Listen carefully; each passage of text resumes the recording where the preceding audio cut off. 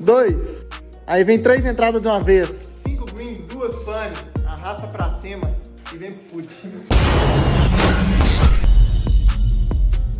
O que está acontecendo? Por que a gente tem aí esse atrito quase acontecendo já com consequências aí reais, né? Perdas de vidas, enfrentamento militar entre Rússia e Ucrânia. Bom, eu vou começar, depois passo aqui para o meu colega. Temos um número elevado de tropas russas, acima de 100 mil na fronteira com a Ucrânia atualmente. Sabe qual é o tamanho do exército brasileiro? Olha, depende. O exército brasileiro é significativamente menor do que o exército russo.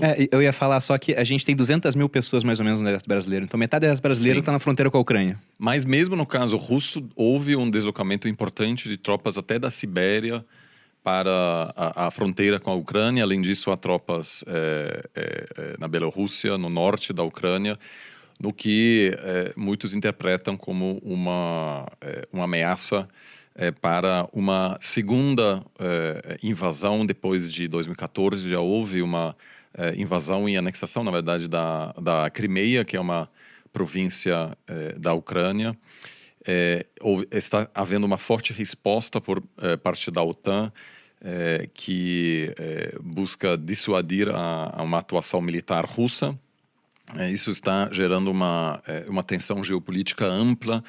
Como vamos falar daqui a pouco, isso pode ter um impacto, inclusive, na economia global, impactar muito a economia brasileira também. E o que está em jogo realmente é a pergunta de por onde passa a fronteira da esfera de influência russa, se a Ucrânia pertence de alguma forma a essa esfera de influência. Parece que a Rússia está buscando recuperar um pouco esse espaço perdido ao longo, depois do final da Guerra Fria. Mas também um país profundamente dividido, a Ucrânia, que possui também laços com a Europa e que, nesse momento, é o símbolo dessas tensões crescentes da Rússia de um lado e da OTAN do outro. Ou seja, a Rússia está querendo ter uma guerra ali com a Ucrânia e parece que o negócio vai ser feio se estourar. Certamente. A narrativa russa é que aquilo é uma resposta a uma suposta agressão ou uma ameaça por parte da OTAN. Existe uma narrativa importante por parte da Rússia de que os Estados Unidos prometeram, depois do final da Guerra Fria, de que não aumentariam, ou seja, não convidariam outros países da Europa Leste a fazer parte da OTAN. Essa história não é bem assim, é um pouco mais difícil. Isso foi no contexto de um debate sobre onde tropas americanas ficariam na Europa Oriental, na Alemanha Oriental. Esse debate, na verdade, não era sobre a Europa Leste, mas existe essa narrativa. É preciso respeitar o fato da Rússia ter passado por um trauma, um colapso, né? O Putin, durante o fim da Guerra Fria, no momento em que o muro de Berlim caiu, e o Ocidente estava, enfim, celebrando aquele momento, o Putin foi espião em Dresden, uma cidade na Alemanha Oriental. E para ele isso foi realmente um trauma que marcou muito a vida dele. Ele depois voltou para a Rússia e iniciou sua carreira política. Mas para ele, claramente, é preciso reverter essa transição da Rússia de uma potência global para um país profundamente fragilizado, sem capacidade de se projetar. E o que a gente está vendo agora, no fundo, é uma tentativa de resgatar esse espaço perdido. Na sua opinião, Nani? Acho que o Oliver fez um belo resumo aí do que está acontecendo hoje. Eu quero tratar ou trazer um pouco do dilema do posicionamento, das interpretações, das percepções e narrativas. Então, do lado russo, o Putin está dizendo o seguinte: estão tirando o meu espaço de influência e eu me sinto ameaçado. E a ameaça não é só por uma percepção política do Putin, mas é uma ameaça real, geográfica. E aí a gente tem que olhar um pouco para trás na história do que é o território russo e a geografia, como que nasceu o Estado russo, como que nasceu esse povo e de onde eles estavam localizados. Eles estão localizados num lugar plano, uma grandíssima planície, né, que são os steppes da Eurásia, que é uma área muito fácil de você trafegar, transitar. E isso cria uma vulnerabilidade. De Porque você não invadir tem, também, né? você não tem barreira natural, então todo mundo chega até você e te ataca. E os russos sofriam com a sua existência nesse nascimento original desse lugar ali, onde está Moscou, que era o Principado de Moscov, primeiro com uma rota de invasão que vinha da Ásia Central, que era dos mongóis. E a segunda rota vinha do norte da planície europeia, que é uma região que começa na França, passa por Holanda, Alemanha, Polônia, Ucrânia e Bielorrússia e chega dentro da Rússia. E os russos foram atacados historicamente ali pelos franceses, Por pelos todo mundo. alemães, pelos suecos, pelos turcos, não exatamente por ali, mas também por baixo. Então eles se sentem ameaçados. E ok, isso, a ameaça é real. Mas o outro lado da história é que, para eles lidarem com esse problema geográfico e geopolítico, ele simplesmente criou uma dominação e um império, seja o Império Russo, ou seja a União Soviética, aonde eu vou avançando territórios, conquistando povos e dominando esses povos.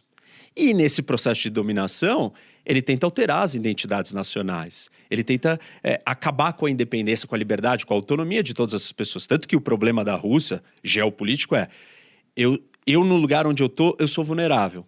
Para eu deixar de ser vulnerável, eu preciso crescer. Quando eu cresço, eu abocanhei um monte de gente que não era parte do meu povo dentro da minha nação. E aí eu preciso gerenciar todas essas pessoas. E aí eu preciso de uma autoridade central forte, repressora e dominadora, que é o que aconteceu historicamente com a Rússia. E aí, óbvio que esses povos conquistados querem se tornar autônomos e começam a lutar pela sua independência. E é isso que acontece. E aí ele começa a se fragmentar. Só que quando ele começa a ficar pequeno de novo, Ele parte Tem para que crescer. expansão. porque ele fica se sentindo vulnerável, porque as rotas de acesso até ele estão muito fáceis. E tudo que ele não quer, como o Oliver colocou, é que a Ucrânia vire uma base do seu rival ou do seu inimigo. Como uma base? Colocar tropas do Ocidente ou da OTAN, que é uma aliança militar, na Ucrânia. Se você colocar tropas dentro da Ucrânia, você colocou tropas, sei lá, dentro quase que da Rússia. Não dá tempo para reagir. Então, ele não vai negociar e ele não vai aceitar perder esse território. Esse é o ponto-chave para ele. Agora, qual que é a narrativa do outro lado, do Ocidente e da OTAN? É simplesmente assim: bom, nós estamos cercando o Putin porque nós estamos trazendo todo mundo para o nosso lado? De certa maneira, sim. Mas se você não fizer isso, o que acontece? Ele expande e ele cerca. Ele nos cerca, como ele fez quando? Na União Soviética. E aí o Ocidente tem um problema, porque o projeto de cercar do Ocidente não é igual ao dele. O dele é um projeto de ocupação, dominação, ditatorial, imperialista. E o do Ocidente olha, você tem que ser uma democracia, se juntem ao nosso projeto europeu democrático, temos uma aliança democrática. Eu estou querendo trazer aqui a clareza desse Sim. choque de visões. Eu não estou negando que o Putin se sente ameaçado e que não é legítima a sensação de ameaça. Mas não fazer nada e permitir que ele avance é um problema ainda maior. Então, enfim, aqui a gente tem colocado um pouco das duas narrativas e um pouco de história para misturar. E só para o pessoal entender, acho legal, né? Porque eu não tinha entendido antes, e aí eu vi um videozinho muito que simplificou na minha mente. A OTAN, para quem não sabe, os Estados Unidos faz parte da OTAN. Então, São os capitães aí da OTAN. essa é a questão, né? Essa é a questão, porque significa que, teoricamente, os Estados Unidos vão colocar tropas lá na Ucrânia, e aí vai ser uma guerra entre Estados Unidos e a Rússia, que são duas potências. É mais ou menos, né? Só simplificando. A OTAN existe, ela nasceu porque é importante a gente trazer isso. Para conter a expansão soviética. isso. Sim. Então era uma aliança militar para conter o Pacto de Varsóvia, que era a aliança militar do outro lado, e você tinha que criar esse cinturão de proteção. E só para o pessoal entender também a localização, é como se, aqui para quem não conhece o mapa lá da Europa, é como se os Estados Unidos estivessem colocando tropas no Uruguai.